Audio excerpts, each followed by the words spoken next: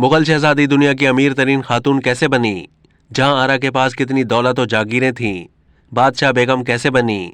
हिंदुस्तान के मुगल बादशाह शाहजहां ने जब इक्तदार संभाला तो उन्होंने पहला ऐलान करते हुए अपनी सबसे पसंदीदा बीवी अर्जुमन बानो बेगम को मुमताज महल का खिताब दिया और उन्हें 10 लाख रुपए सालाना का वजीफा भी मुकर्रर किया, जबकि अपनी बेटी जहां आरा के लिए 6 लाख रुपए सालाना का वजीफा मुकर्रर किया था।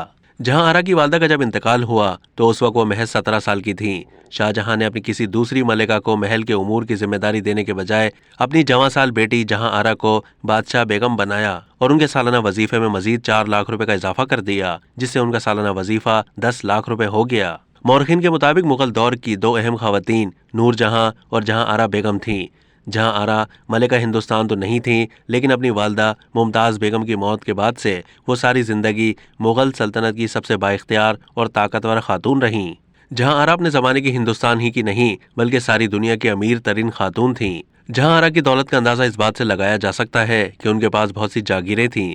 जिस दिन उनके वालिद की ताजपोशी हुई उस दिन उन्हें 1 लाख अशरफियाँ और 4 लाख रुपए दिए गए, जबकि 6 लाख सालाना वजीफे का ऐलान किया गया और उनकी वालदा की मौत के बाद उनकी सारी जायदाद का निस्फ जहां आरा को दे दिया गया, बाकी निस्फ दीगर बच्चों में तकसीम किया गया। मौरखीन के मुताबिक जहां आरा की जागीर में अच्छल, फरजाहिरा और बिछोल, सफ़ापुर, दोहारा की सरकारें और पानीपत का परगना दिया गया था। उन्हें सूरत का शहर भी दिया गया था जहां उनके जहाज चलते थे और अंग्रेजों के साथ उनकी तिजारत होती थी। जहां आरा को 20 लाख के जवाहरात तोहफे में दिए गए थे। बादशाह बेगम जहां आरा ऐवान की तकरीब की भी जिम्मेदार होती थीं, जैसे कि बादशाह का यौम पैदाइश और नौरोज़ वगैरह के मौके पर वही निगरां आला होती थीं। जहां आरा 6 अप्रैल सन 1644 को आग की जद में आकर झुलस गई थीं और तकरीबन 8 महीने के बाद सेहतियाब हुई तो बादशाह ने खुशी में सल्तनत के खजाने के मुंह खोल दिए। पहले दिन शाहजहां ने शहजादी को 130 मोती और 5 लाख के कंगन तोहफे में दिए। उन्हें सोने में तोला गया और वो सोने गुरबा में तकसीम किए गए। दूसरे दिन जहां आरा को सरपोश दिया गया जिसमें हीरे मोती जड़े थे।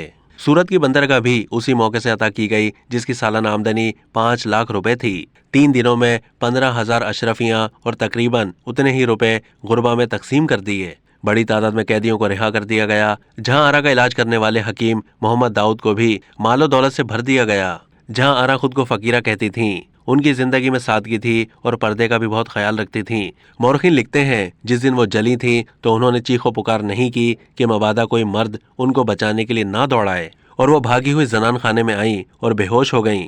उनकी आग को बुझाने में 2 खादमाएं भी जख्मी हो गईं, जिनमें से एक की तो मौत हो गई और जहां आरा के बीमार पड़ने से महल की दुनिया तारीक हो गई थी। लेकिन जब सेहतियाब हुई तो 8 दिनों का जश्न मनाया गया था।